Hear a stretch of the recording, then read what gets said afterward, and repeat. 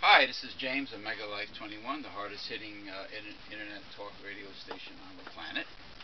And you can find out everything about our organization by going to www.myspace.com/megalife21 or www.youtube.com/megalife21.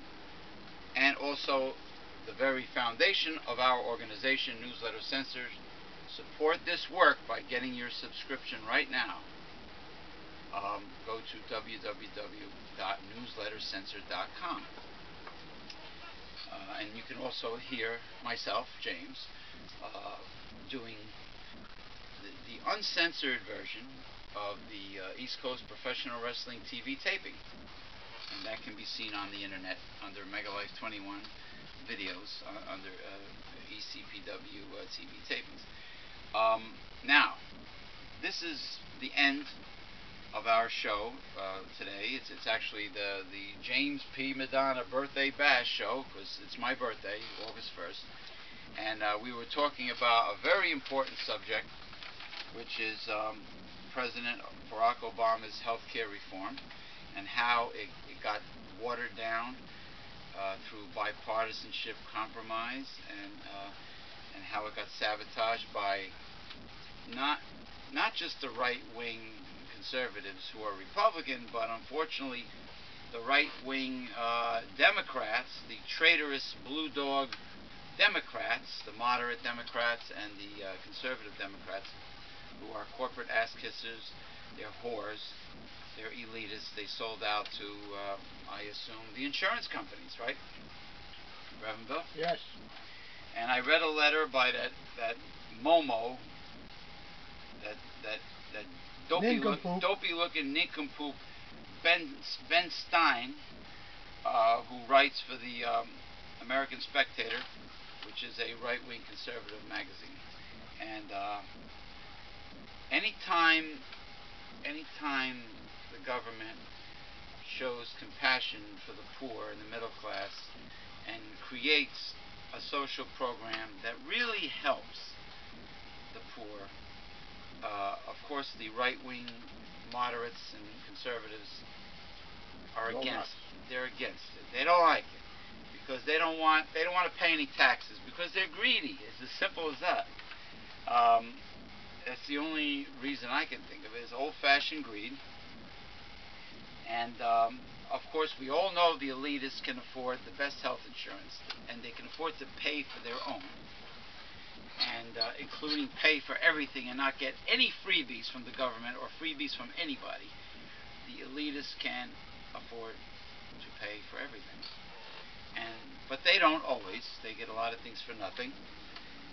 But they want us to pay for everything. See, they want the little guy to pay for everything, but the elitists want to get everything for free. It's funny how that works. But there's no compassion here. So Ben Stein writes this, boo-hoo-hoo, crybaby. Heaven forbid the rich should pay more in taxes, because incidentally, when the rich pay more in taxes, guess what? They're still rich. And the country does well. Yes, because the more money you put in the pocket of the little guy, the mythical little guy, and the middle class, the more you stimulate the economy, because the true consumer is the little guy, not the elitist. The elitist makes up, 1 to 2% of the population, Reverend Bill? Well, if you're not if you're talking about those people in Congress, you're probably talking about 20% of the country. What would elitists be? Anybody who makes over $250,000? I don't know that has anything to do with how much money you make. It's how much your chin is up in the air. Your nose. Your nose is up in the air. Well, I'm talking about income, where you can afford to pay for your own retirement nest egg and the best health insurance and your meals and your shelter and your everything else. Well, you can afford the best of everything. It's somewhere around maybe 60% of the people in the United States don't make more than $30,000 a year. The median income in New Jersey is like $62,000 or $64,000 a year. So if you're talking $250,000 a year, of course you're talking about somebody who's rich, right? But most of these people are making a lot more than that. Right, and the conservatives are still insisting that that the Democrats, the Obama tax plan and all the other programs are going to hurt small businesses, but small businesses do not make a net profit of more than $250,000, right? They screamed and yelled the same thing when Clinton raised taxes on the rich from like 33.5% or something to 36%, and the economy did very well after that. Yeah. See, they tie this stuff up with taxes. Lower taxes means that the economy is going to do well. And that's not what history shows in this country. History shows that the country did the best when the taxes on the rich were 91%. Well, how do you explain that? I explain it in the only way possible. They're lying. They've been lying. All these tax cuts for the rich have never done anything for the economy. No, not at all. Not at all. Trickle-down economics is a lie from the Reagan days. It never worked. Never was supposed to. Because it siphons up. The money siphons up to the top. And when it does that, when you keep putting the money up there, there's less for the bottom. And that contracts the economy. And that causes a recession or a depression.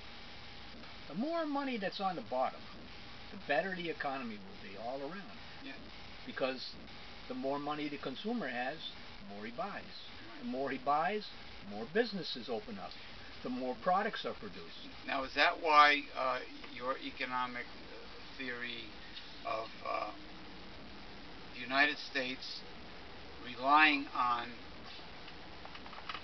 small businesses, including mom and pop businesses, instead of a few huge corporations controlling everything like a monopoly? The prosperous United States economy of the past consisted of a country of small businesses, local businesses, where every community in the United States relied upon local small businesses. Producing the things we need. Right. For this country. Often businesses that were so local that people can walk to the stores instead of drive their car. Not having to buy technology, jet engines or something for our military from our enemies. Being totally that's what it is today. Being totally self-sufficient. The country has to be self-sufficient. And that, if you want to have free market, capitalism, whatever, then you sell that which some other country needs, but you don't need to sustain yourself. Right. If you're a coffee producer, you sell coffee. You have enough coffee, though, for your people. Right. You see. And then your leftovers are spread over the season. And that includes that T. Boone Pickens thing with the energy, the wind generators, windmills, and solar power. Being getting off the dependency on OPEC. Oil, That's if the T. Boone Pickens is not full of shit. Okay, but anyway, I'm going to end this show with the newest painting by the Reverend Dr. William J. Eisenman, this black cat. What is this called? Monkey. Monkey? Well, it's not his cat. He would never name a cat Monkey. It's some jabroni that he knows. But anyway, that's it. The latest watercolor painting by the Reverend Dr. William J. Eisenman. All right. We'll see it. Monkey.